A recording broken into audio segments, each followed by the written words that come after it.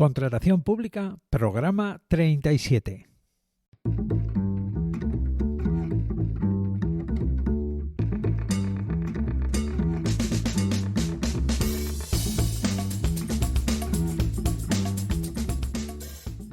Bienvenida, bienvenido a Contratación Pública, el podcast, la radio del contratista, donde se habla de todo lo relacionado con vender a la administración.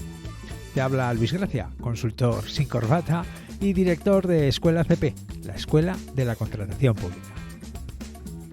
31 de octubre de 2020, programa número 37. Programa, episodio que vamos a dedicar a hablar de la clasificación como contratistas del Estado. Vamos allá.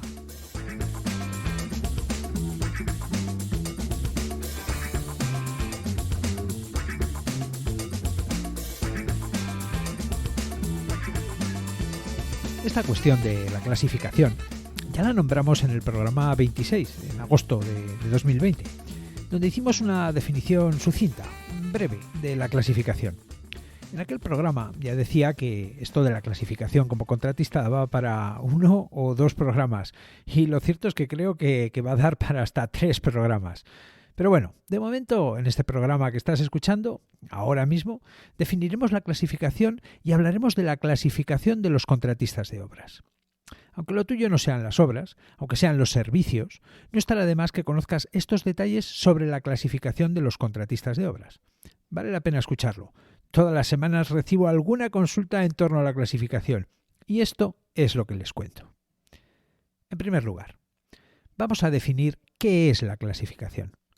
La clasificación de las empresas como contratistas de la Administración es un conjunto de normas que clasifica a las empresas y que sirve para que éstas puedan acreditar su solvencia económica y su solvencia técnica por medio de su clasificación. Te has quedado igual, ¿no? Bien, vamos a desmenuzar esta definición. Es importante empezar con una buena base para entender bien de qué estamos hablando. Por un lado, clasificación. La clasificación es como una nota que obtienes después de hacer un examen. Algo así como el examen de selectividad, pero con alguna complejidad más. Bueno, o no, si le preguntamos a un alumno que prepara la selectividad, ¿verdad? El caso es que te examinan, te clasifican, y en función de la nota que obtienes, puedes acreditar la solvencia para unos trabajos determinados por unos importes determinados.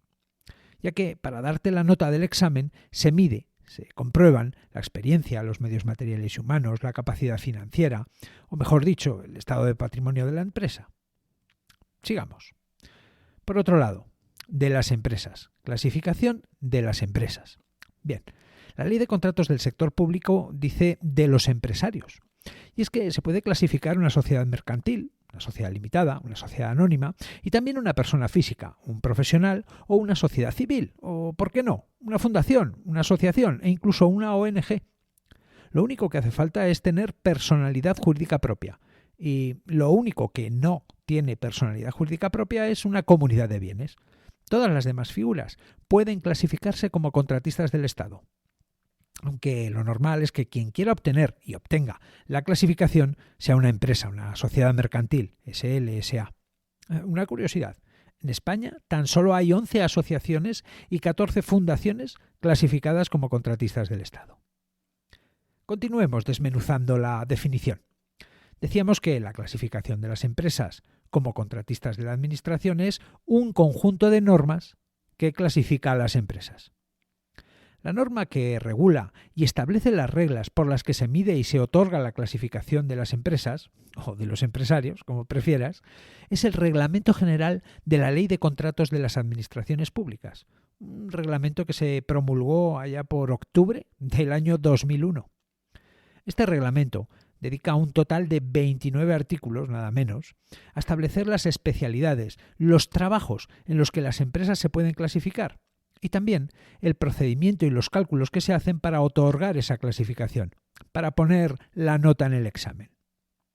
Efectivamente, en este examen que tenemos que pasar, las preguntas no son sorpresa, las preguntas son bien conocidas, se conocen de antemano, están en los artículos 25 a 54 del Reglamento General de la Ley de Contratos de las Administraciones Públicas. terminemos de desmenuzar la definición.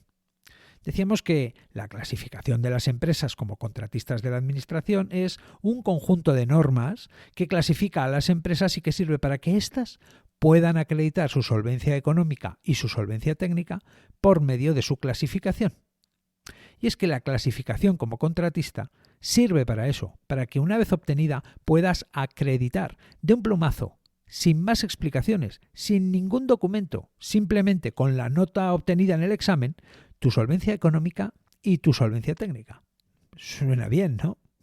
Bueno, ¿todo claro hasta aquí? Bien, hemos sentado las bases. Continuemos conociendo más sobre clasificación, porque la clasificación como contratista solo, única y exclusivamente es obligatoria en contratos de obras de un valor estimado igual o superior a 500.000 euros. Desglosemos esto. Es obligatoria en contratos de obras. Hablamos sobre los distintos tipos de contratos en los programas 16, 17, 18 y 19 que se emitieron en junio y julio de 2020. Al contrato de obras dedicamos el programa 18. Y en él decíamos que a estos efectos, en contratación pública, contrato de obras es aquel que tiene por objeto la demolición de todo tipo de edificaciones o estructuras, el movimiento de tierras, excavaciones, explanaciones o acondicionamiento de terrenos, todo lo que tenga que ver con la edificación, con las obras verticales, todo tipo de edificios y también estructuras como puentes, viaductos, aunque también una piscina o una pista de pádel o cualquier instalación deportiva. Las obras civiles, las obras horizontales, como son las calles, las carreteras, las pistas forestales. Pero atención, porque también son obras la nueva ejecución o reparación de cualquier instalación eléctrica, instalaciones de climatización o de cualquier instalación, de cualquier tipo. Así que la clasificación como contratista solo, única y exclusivamente será obligatoria en contratos de obras de un valor estimado igual o superior a 500.000 euros. Y el valor estimado del contrato es la cifra que resulta de sumar al presupuesto base de licitación sin IVA las posibles prórrogas o las modificaciones que se prevean al contrato. Definimos el valor estimado del contrato y también el presupuesto base de licitación en el programa 24 que se emitió el 31 de julio de 2020. Total, que la clasificación solo es necesaria si tienes pensado optar a que te adjudiquen obras de más de 500.000 euros. En todos los demás casos, no es obligatorio ni necesario estar clasificado. Puede ser conveniente, es cierto, aunque eso merece una explicación aparte. Bueno, vamos a ver. Quizá en este punto tengas un poco de confusión o desconfíes de lo que te digo. Y es que es muy posible, incluso es normal, que leyendo el pliego de cláusulas administrativas de la licitación de un contrato que o bien era para hacer una obra de menos de 500.000 euros o era para prestar un servicio, se indicara como medio para acreditar la solvencia una determinada clasificación. Y eso es correcto. Porque, especialmente en los contratos de obras y también en algunos contratos de servicios, los órganos de contratación deben indicar, por un lado, los criterios y requisitos mínimos de solvencia económica y de solvencia técnica. O dicho de otro modo, la facturación y, comúnmente, la experiencia en trabajos similares que los licitadores deben reunir para poder resultar adjudicatarios del contrato. Y por otro lado, la clasificación que se corresponda con el objeto y el valor estimado del contrato en cuestión. Y a partir de ahí seremos nosotros, los contratistas, quienes escogeremos el medio por el que queremos acreditar la solvencia. Si a través de nuestra facturación o volumen anual de negocios y nuestra experiencia o medios, según sea el caso, o mediante la clasificación como contratistas, si es que disponemos de ella. Porque, atención, la clasificación como contratistas es un, digamos, examen, un proceso al que nosotros, los contratistas, nos sometemos voluntariamente. Estar clasificado no es obligatorio ni necesario, salvo que pretendas optar a que te adjudiquen un contrato de obras de más de 500.000 euros. Para todos los demás casos, da igual el objeto del contrato, da igual su importe, no es obligatorio que estemos clasificados como contratistas del Estado. ¿Hasta aquí todo claro? Bien. Sigamos. Ahora, supongamos que queremos hacer el examen, que queremos tramitar y obtener la clasificación como contratistas del Estado. Te he comentado antes que las preguntas se conocen. Están escritas en el Reglamento General de la Ley de Contratos de las Administraciones Públicas, artículos 25 a 54. Bueno, ¿qué te parece? Hacer un examen conociendo las preguntas es más fácil, ¿no? Bueno, hablemos de las preguntas del examen. Hablemos de qué criterios se toman para poner la nota en el examen. Aunque para hablar de esto tenemos que empezar por el final, por la nota que podemos sacar en el examen, y luego ya hablaremos de qué hay que estudiar. Empecemos por la clasificación para contratistas de obras. En primer lugar, tenemos que saber que los contratistas de obras obtienen su clasificación para realizar determinados trabajos. Estos trabajos o especialidades en los que un contratista de obras se puede clasificar están organizados en distintos grupos y subgrupos. Por ejemplo, para la clasificación como contratista de obras hay un grupo, el A, denominado Movimiento de Tierras y Perforaciones. Y dentro de este grupo A hay 5 subgrupos. El subgrupo 1, correspondiente a desmontes y vaciados. El 2, explanaciones. El 3, canteras. El 4, pozos y galerías. El subgrupo 5, túneles. Es decir, que la norma identifica familias de especialidades, los grupos, y dentro de ellas detalla los trabajos o especifica en qué consisten, los subgrupos. Para la clasificación de contratistas de obras hay un total de 11 grupos, cada grupo con sus subgrupos correspondientes. Hablábamos ahora del grupo A. Hablemos del grupo B, dedicado a puentes, viaductos y grandes estructuras. Dentro del grupo B existen 4 subgrupos. Subgrupo 1, que hace referencia a puentes, viaductos y grandes estructuras de fábrica u hormigón en masa. O el 2, que prevé que esas estructuras sean de hormigón armado. O el subgrupo 3, que es para hacer puentes, viaductos o estructuras de hormigón pretensado. Y finalmente el subgrupo 4, que es para cuando ese puente o esa gran estructura es metálico. Hay más grupos, por supuesto. El C, dedicado a las edificaciones y que tiene hasta 9 subgrupos dentro de él. El D, ferrocarriles, con 5 subgrupos. El E, hidráulicas, con 7 subgrupos que tratan de manera específica las obras que sirven para contener, canalizar o distribuir agua. El grupo F, las obras marítimas, con 8 subgrupos. El G, viales y pistas, con 6 subgrupos que van desde autopistas y autovías a pistas de aterrizaje o la calle de tu pueblo. El grupo H, dedicado a obras que tienen que ver con el transporte de productos petrolíferos y gaseosos. El I, instalaciones eléctricas, con 9 subgrupos distintos. El grupo J, instalaciones mecánicas, que tiene 5 subgrupos que van desde instalar ascensores a hacer una instalación de climatización. Y por último, el grupo K, denominado especiales, con 9 subgrupos que tratan aspectos tan diversos como los trabajos de jardinería, la restauración de bienes inmuebles histórico-artísticos o las estaciones de tratamiento de aguas, las depuradoras. Bien, tenemos grupos y dentro de ellos subgrupos. Y cuando obtienes tu clasificación, ¿en qué la obtienes? ¿En grupos o en subgrupos? La clasificación como contratista se obtiene específicamente para subgrupos. Los grupos solo sirven para agrupar familias, para poner orden. Son los subgrupos los que nos hablan de trabajos concretos, de especialidades. Porque no es lo mismo hacer un puente de hormigón que de hierro. No es lo mismo hacer un movimiento de tierras, un desmonte, que un túnel. Hay quien podrá hacer las dos cosas. La mayoría solo hará una. Por eso, la clasificación se otorga en base a los subgrupos. Lo que no impide que una empresa pueda estar clasificada en todos los subgrupos de un grupo o en diferentes subgrupos de diferentes grupos, algo que, por cierto, es común que ocurra en el grupo C, edificaciones. Bien, ¿se entiende el trabalenguas? Bien, sigamos. ¿Qué es lo que se tiene en cuenta para que nos clasifiquen en un subgrupo?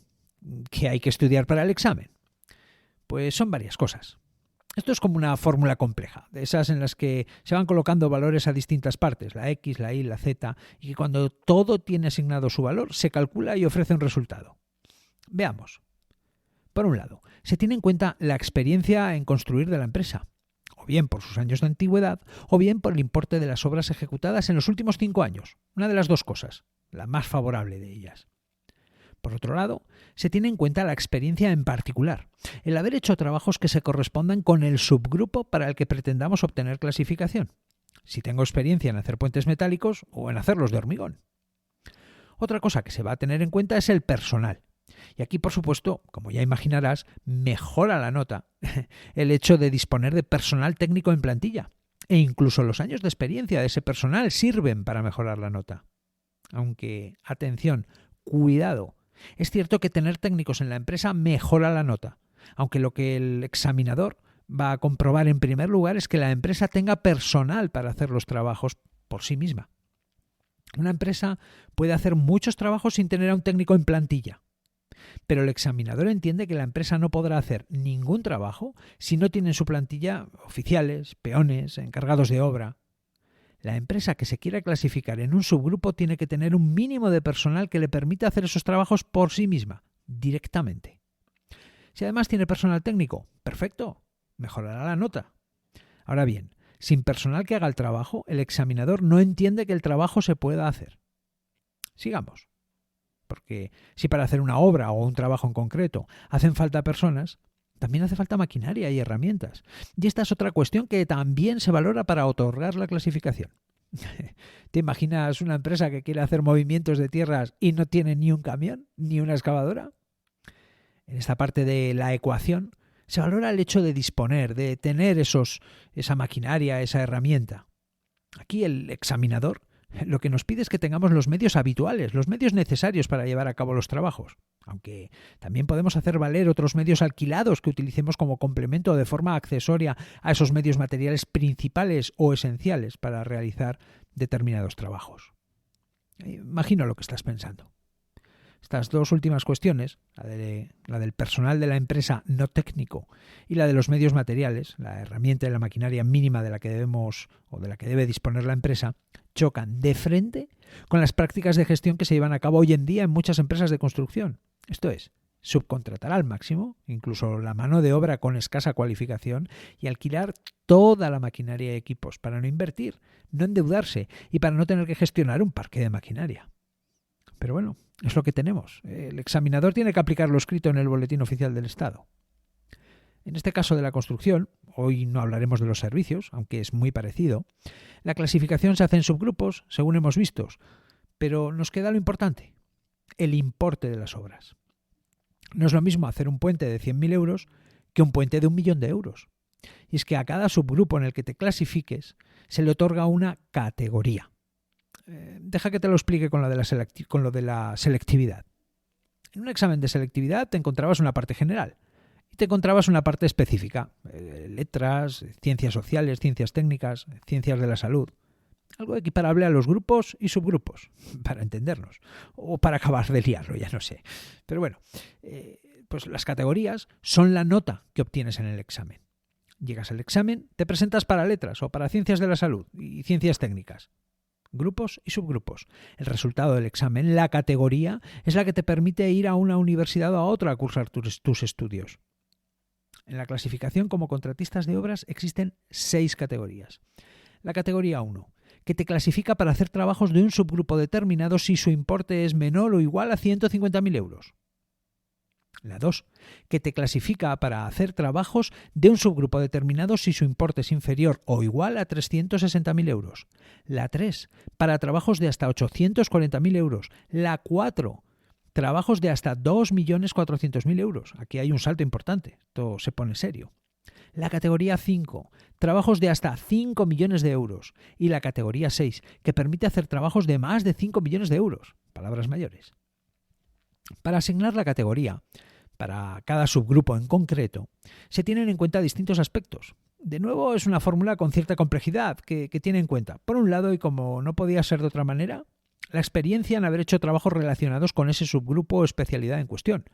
No es lo mismo haber hecho 2 puentes de 100.000 euros que 10 puentes de 100.000 euros que 2 puentes de 1.000.000. Y esto se tiene en cuenta. Aunque también ayudará a mejorar la categoría, la cantidad y calidad del personal técnico de la empresa. Por supuesto que el parque de maquinaria propio y alquilado sirve para mejorar, para multiplicar. Y la experiencia o antigüedad de la empresa tiene sentido. A mayores y mejores medios personales y materiales, a mayor experiencia en concreto, a mayor experiencia en general, mayor capacidad tendrá la empresa para acometer trabajos de mayor importancia o importe. Y por último, y por supuesto, a tu capacidad financiera, medida en base al patrimonio neto de la empresa. De tal forma que una misma empresa puede estar clasificada, por ejemplo, en el grupo A, movimiento de tierras y perforaciones, subgrupo 1, desmontes y vaciados, con la categoría 1, lo que le permitiría acreditar su solvencia técnica y económica para ejecutar un contrato de esa naturaleza por un importe de hasta 150.000 euros. Y esa misma empresa puede estar clasificada en el grupo C, edificaciones, subgrupo 2, estructuras de fábrica o hormigón, con una categoría 3, que le permitiría acceder a obras de esas características de un importe de hasta 840.000 euros. En definitiva, que para cada categoría que se quiera clasificar se tiene en cuenta todo: experiencia concreta y general, medios humanos y materiales disponibles y, por supuesto, los estados financieros. Bien, con esto de las categorías quizá te hayas quedado con la mosca detrás de la oreja. Y es que, ¿cómo puede ser que existan categorías, la 1 y la 2, que tienen importes menores a 500.000 euros si la clasificación solo me la pueden exigir para contratos de obras de más de 500.000 euros? Ahí te he visto bien. Aparentemente hay una incongruencia, pero no es así. Te lo explico con un ejemplo. Como soy de Huesca, te pondré un ejemplo muy ostense. La obra para hacer una visera antialudes en una carretera pirenaica. Bueno, pues esta obra comporta la ejecución de una excavación y la construcción de una estructura, una visera que proteja el tramo de carretera cuando la acumulación de nieve provoque una luz sobre ella. Bien, esto, como te puedes imaginar, no es barato. Una visera que cubra unos 50 metros de carretera podría costar unos 600.000 euros. Por tanto, la empresa que quisiera optar a la adjudicación de este contrato tendría que estar clasificada. La cuestión es, ¿en qué subgrupos? Bien, pues en este caso se podría aplicar que la clasificación de la empresa fuera Grupo A, movimiento de tierras y perforaciones, subgrupo 1, desmontes y vaciados, categoría 2. Y también, atención, Grupo C, edificaciones, subgrupo 2, estructuras de fábrica u hormigón, categoría 3. Y es que para la ejecución de esta obra es necesario tener experiencia y medios en estos dos subgrupos o trabajos concretos: excavaciones y desmontes y estructuras de hormigón. ¿Se entiende? Bien. Bueno, creo que en este programa ya hemos sentado una buena base para seguir hablando de clasificación como contratistas.